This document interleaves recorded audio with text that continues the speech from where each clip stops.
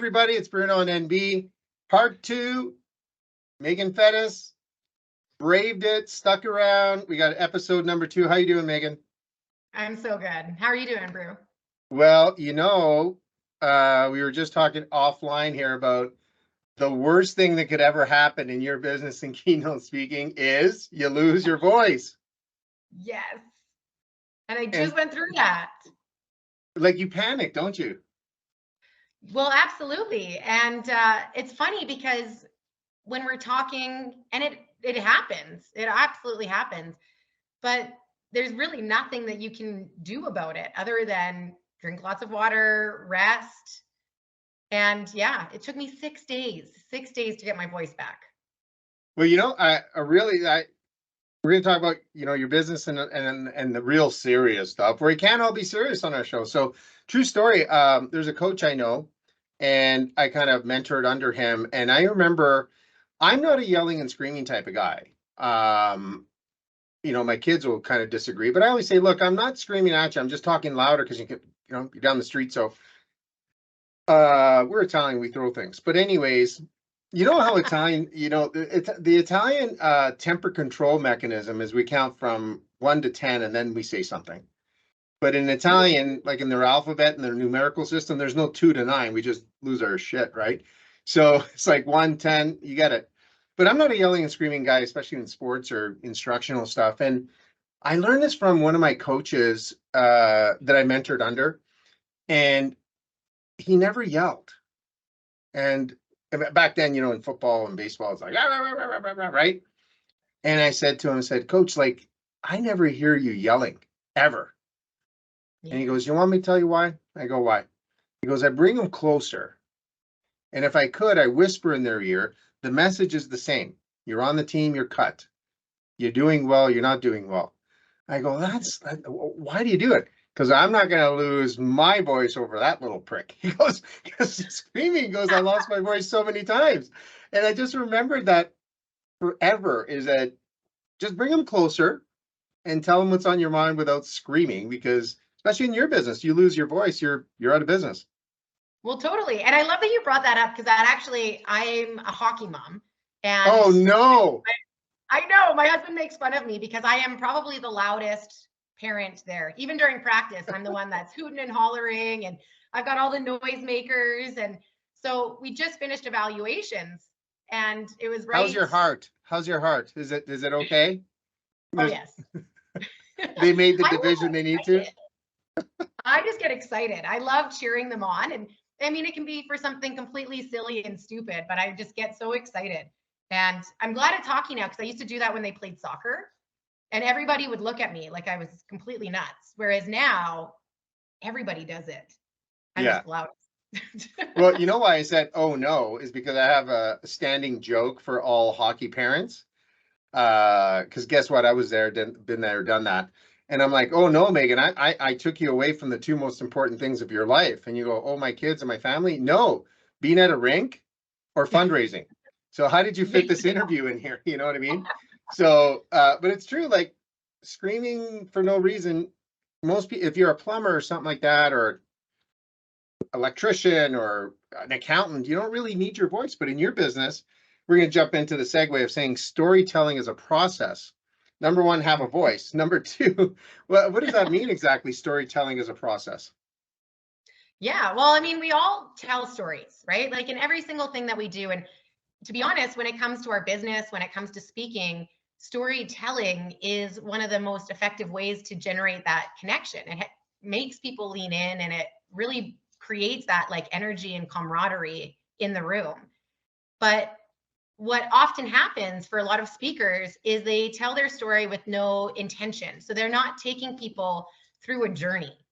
And I know I speak about the journey quite often, but as a speaker, that's really what our role is we're connecting with people, and we're working to bring them into a journey with us so that they can feel, they can experience, they can visualize what happened, because it often relates to what they're going through.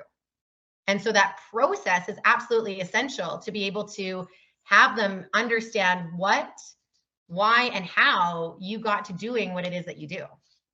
So, Meagan, let's talk about Untamed Academy for a minute. What is it? Am I allowed to join? Yeah, so Untamed Academy, we have like a variety of different speaking trainings. Ones that are one-on-ones, we've got group trainings, and then we've got do-it-yourself kind of learning opportunities. But in each of the processes, the biggest thing that we focus on is the act of storytelling and that process. And we actually go through a 5-step process of how you design your story, first of all, but then the delivery aspect of your story is equally important. And in fact, I believe most important, so that you're actually bringing people in instead of just telling them your story. You want them to be a part of it. Right. Well, you know where I come from, Italian and everything like that. There is a 5-step process. You always have to say, you know what I mean? That's what I mean. That's what I'm talking about. You know what I'm saying? Okay, that's it. That's it. And then you're a public speaker on the street. Hey, you know what I mean? You know what I mean? You know what I mean? So, but it's a little bit more complicated than that. And the whole storytelling thing, we're going to branch into the next session that you have no idea what I'm going to do unless you're a big fan of our show. And by the way, talking about change, my hair is kind of funny today, but it's just because I wore a toque this morning. Oh, by the way, they don't call that in the US. Did you know that? I did, because I always wear a toque to our meetings. And so you were telling me. I was telling you the same thing. That's right. You're a toquer. And that better come out right. Don't toke on our show, but not a toker, a toquer. And I was reminded in the US, you don't call it that. You call it a beanie. So I was wearing a beanie and I just rushed out, took a shower, and came to this. Yes, I took a shower, not Christmas or Easter, but I took. Okay, anyways, get ready for the show. But this is what we're going to do. We're going to get people to get to know you. And you're the picture behind you there too, with your great photographer, right? So, Totally. Macaroni, are you ready? All right, let's do this. Okay, this is what we call rapid fire. So I hope you studied for this. What we do is we get all the results and we match you up with the other people that have been on the show. And if you're at the lowest level of the list, we just call you just the dumbass. Okay. All right. So better have the answers to this rapid fire. Ready? All right. Favorite food? Spaghetti. Okay. I knew you're a fettuccine and not Fettes. Okay. I am. I am. Favorite restaurant? It doesn't have to be in town. Oh, it's no longer in existence, which is tough, but it was called Gourmet on the Go in Okotoks. Okay. Favorite movie?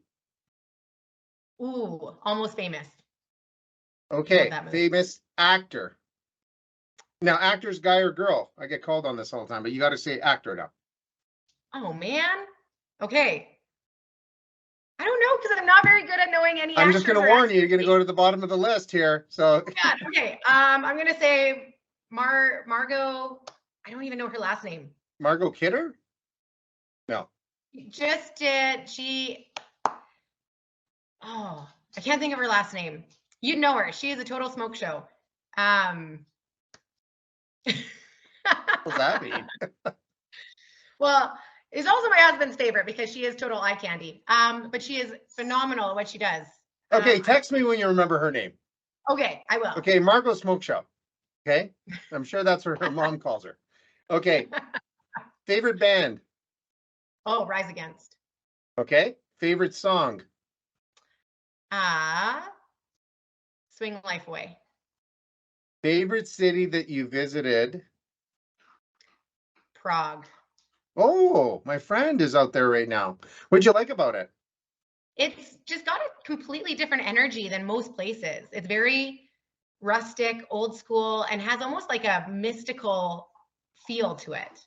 A lot of castles, hey? Lots of castles. I had gone there because my grandfather is actually originally from the Czech Republic, well, Czechoslovakia back in the day. And so I never got to meet him. He passed away really early. And my grandma, as a kid, would take me to the Jubilee Auditorium and we would watch their travel shows about all the castles in the Czech Republic. So I got to go see them. And, so were you younger or was this like just recent? No, I was about 18. No, I would have been 19 because I had moved to West Africa for a year after I graduated. And then I traveled through Europe and I went over there to meet my other side of my family that we've never had the opportunity to meet before. That's crazy. How about a city that you would love to visit and you haven't yet? Oh, New York. You haven't been to New York City? I've never been to New York City. Wow. I think it's really cool. What intrigues you? You live outside, like you're an outsidey girl. You know what I mean? Like going to New York, you're not going to get a lot of real estate to walk around with your horse. You know what I'm saying? So what intrigues you about that? I think because it is so different. I spend so much time going like to places away from like high dense populations. And so I love the energy. Like even when I go downtown Calgary, the energy of like so many people around and people watching and getting to experience that is so much fun. Oh boy, you're in for a treat. Ooh. Yeah, you got to go down there. It's a great city still. We're all having problems in inner cities, but okay. Who would you like to meet that's alive right now and have a little chit chat? I would have to say Joe Vitale is somebody I would love to meet and have a chat with. Yeah. Okay, how come?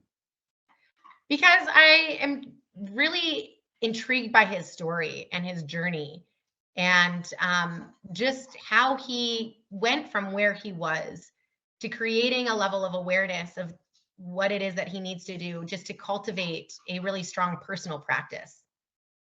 Wow. I never got that one. What got you No. what got you into Mr. Joe?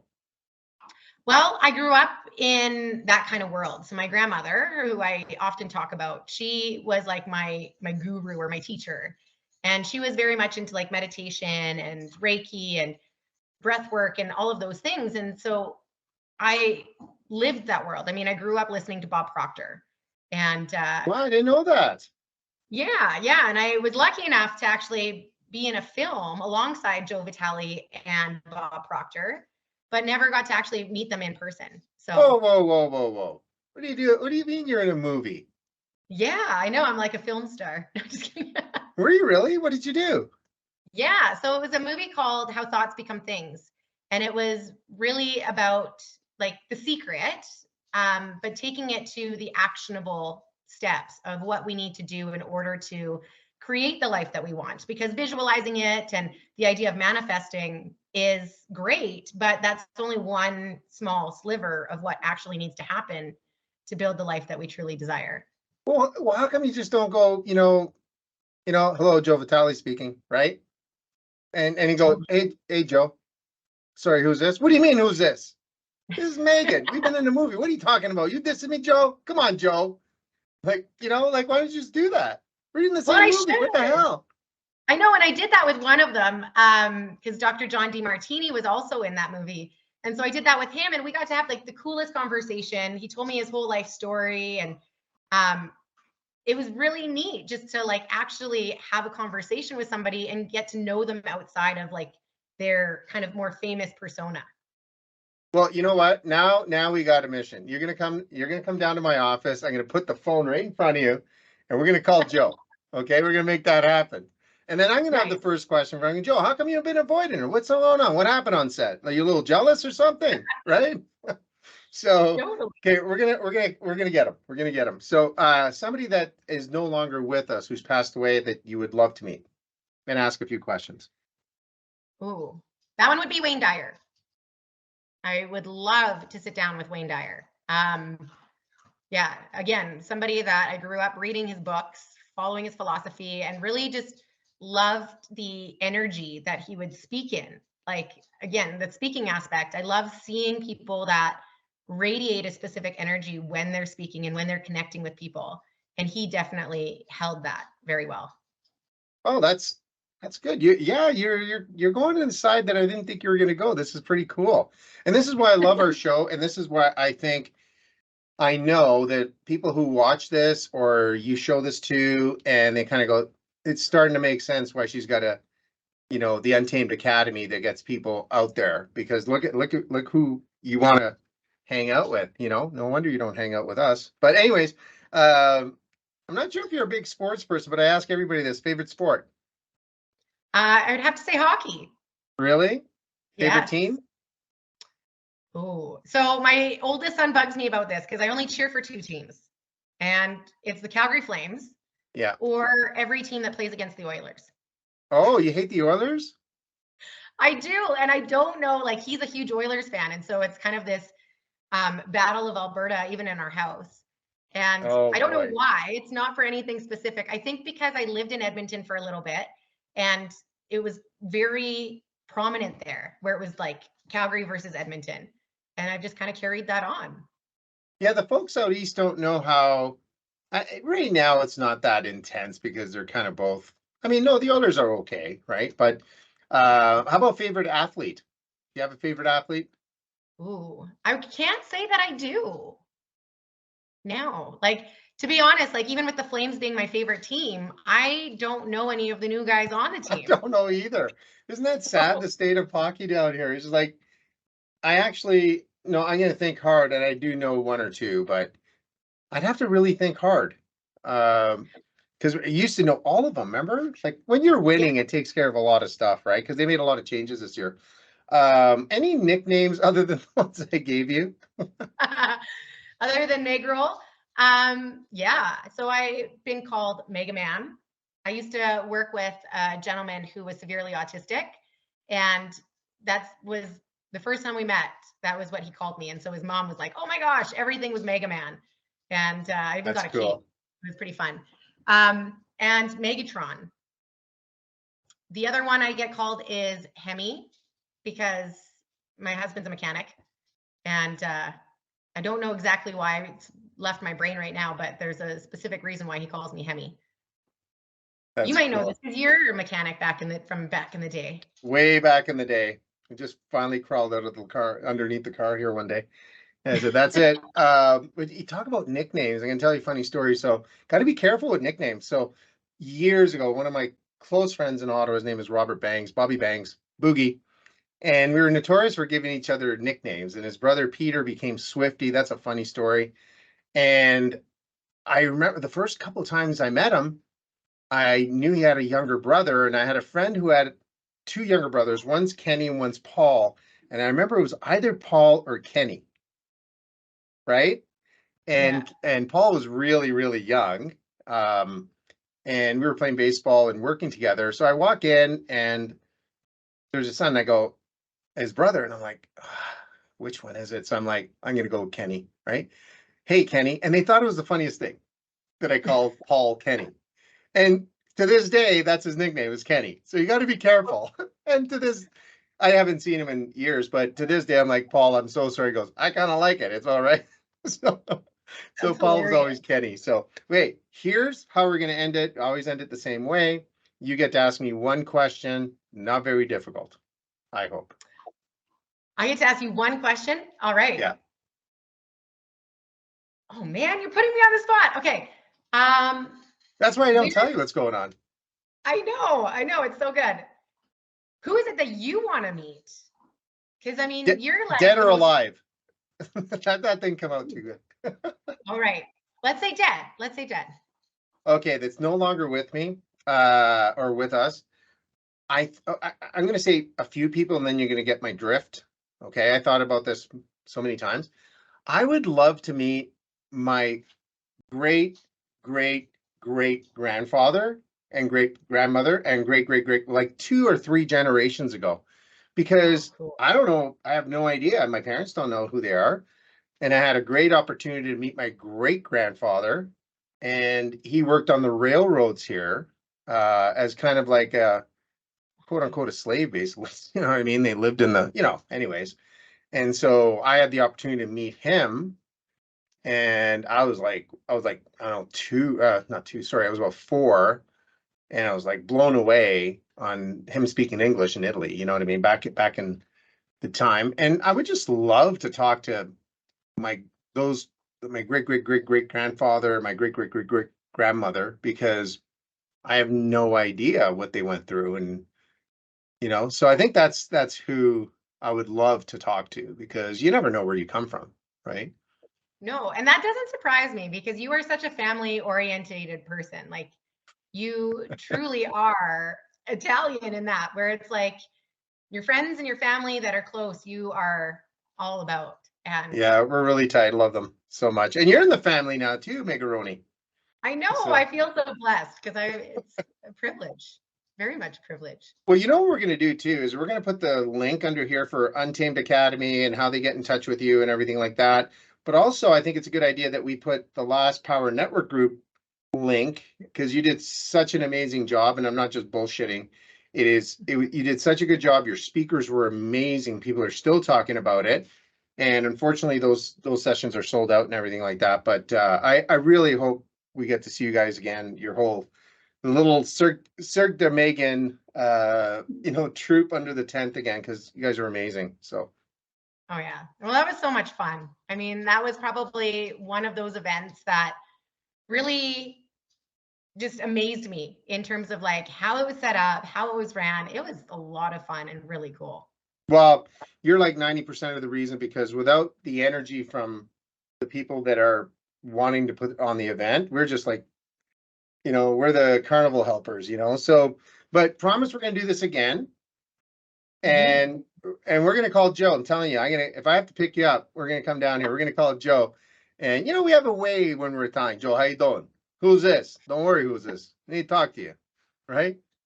My sister Meagan wants to talk to you. You know what I mean? So it's over, right? So, anyways, Meagan, I know you got a hockey rink to go to, problems to solve, a voice to recuperate. You got a busy, busy life, and bottom of my heart, thank you very much. Oh, thank you. Love this.